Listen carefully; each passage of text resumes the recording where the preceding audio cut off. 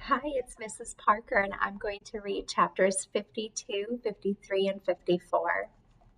Chapter 52, The Flock. Bright Bill slowly waddled into the nest. He had a confused look on his face. Mama?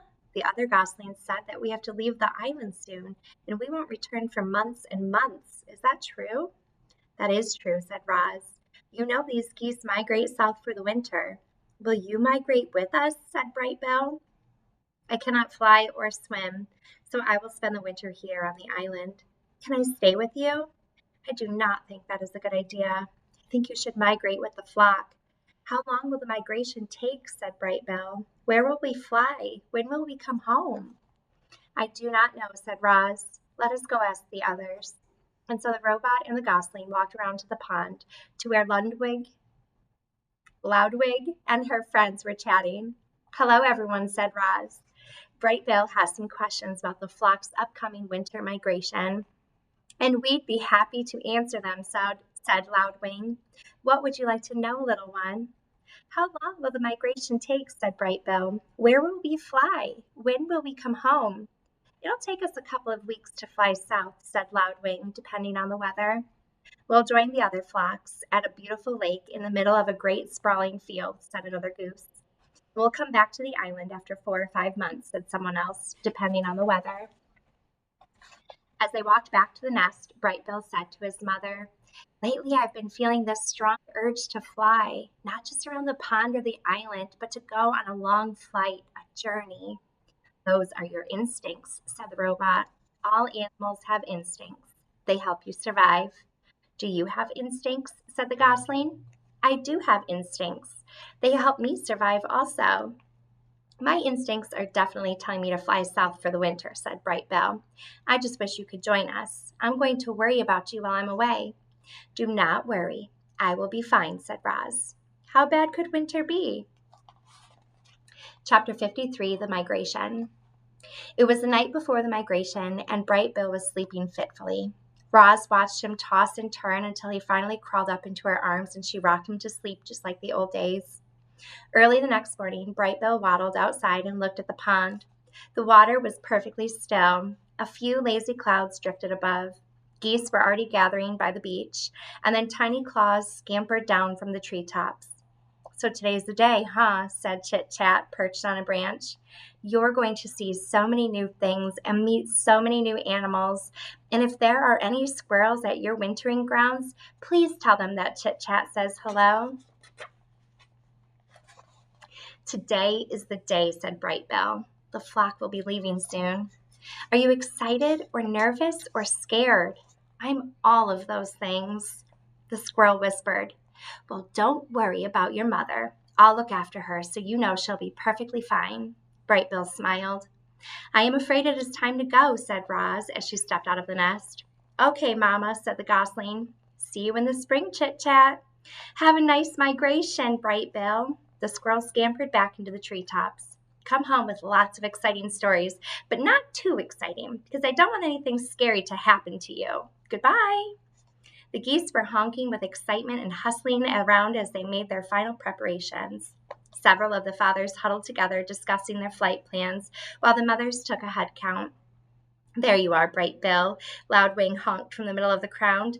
We're just about to begin. May I have your attention, please, said the biggest goose. As most of you know, my name is Longneck, and I'll be leading this year's migration. I'm asking everyone to please join your families for takeoff. Once we're all airborne, each family will take its position in our V formation, and we'll start the first leg of our journey. Are there any questions? I have a question, came a booming voice.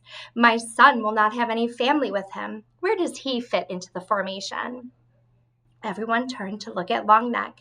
He can fly with me, said the big goose. I hear Bright Bill is a very clever flyer. I could use his help at this point. A moment later, the geese began flapping and honking and making their way into the air. A cloud of feathers floated down around the robot and her son. You are not a gosling anymore, said Roz. I'm proud of the fine young goose you have become. Bright Bill fluttered up to his mother's shoulder. Thanks, Mama. The young goose wiped his eyes. Is this where we say goodbye? This is where we say goodbye for now. Spring will be here soon, and we will be together again. I'm going to miss you, said Bright Bill as he nuzzled his mother. I am going to miss you too, said Roz as she nuzzled her son. The goose took a deep breath. Then he shook his tail feathers, flapped his wings, and joined the flock. At first, the geese flew in a disorganized jumble, but each goose slowly drifted into position until the flock formed a wobbly V. At the lead was Longneck, and behind his left wing was Brightbill. They circled in the sky until the V pointed south, and then the geese began their long migration. Roz climbed to the top of a tree and watched as the flock slowly faded into the horizon. Chapter 54, The Winter. The island was quiet. The migratory birds had all left, the hibernators were asleep, and everyone else had begun their simple winter routines. Everyone but Roz. Now that she was alone, our robot didn't know what to do with herself. She stood in her gray garden and watched a sheet of ice slowly form on the pond. Sometimes she could hear her good friends, the beavers, going about their business beneath the ice, and she wondered when she would see them again. Roz stood there until snowflakes started drifting down from the sky. The flakes swirled in the breeze and slowly piled up from the ground, up on the ground and on the trees and on the robot. So she crouched into the nest, slid the stone door behind her, and sat in darkness. Hours and days and weeks went by without the robot moving. She had no need to move. She felt perfectly safe in the nest. And so, in her own way, the robot hibernated. Roz's body relaxed. Her quiet worrying slowly stopped. Her eyes faded to black. She probably could have spent centuries like that, hibernating in total darkness.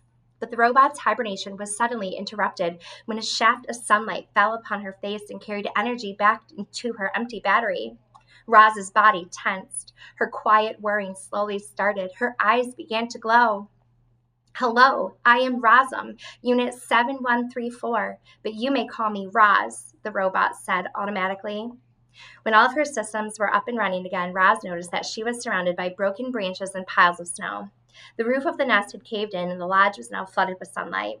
Roz felt more energized with each passing minute, but she also felt cold.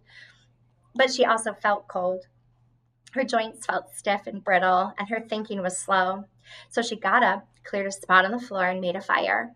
The snow inside the nest began to melt, and the robot's sensors began to thaw. And when she was ready, she climbed out through the hole in the roof and into the bright foreign landscape.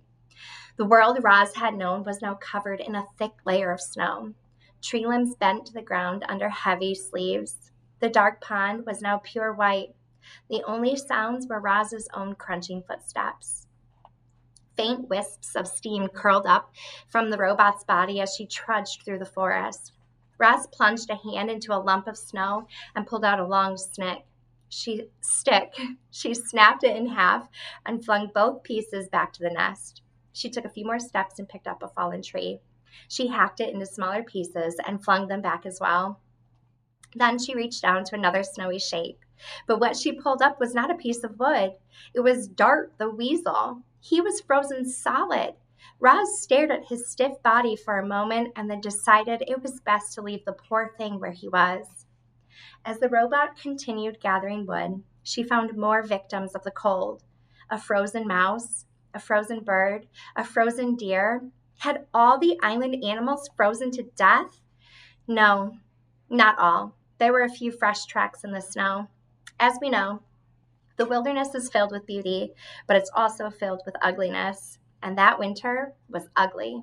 A devastating cold front has swept down from the north and brought dangerous temperatures and huge amounts of snow. The animals had prepared for winter, but nothing could have prepared the weaker ones for those long nights when the temperatures plummeted and the wind whipped over the island. Roz returned to the nest, where the fire had melted the interior snow to a muddy soup. She took a minute to warm her body by the flames, and then she began the repairs. She patched up the hole in the dome with a lattice work of branches before adding a layer of mud and leaves, and soon the repairs were complete. But another snowfall might cave in the nest all over again. So Roz decided to keep a fire going day and night to prevent snow from building up on the roof. The robot brought in load after load of firewood, and each time she went outside, she was reminded of the frozen weasel and mouse and bird and deer. How many other frozen animals were hidden beneath the snow? Before going in for the night, she called out to whoever was listening, "Animals of the island, you do not have to freeze. Join me in my lodge where it is safe and warm." Thanks for reading.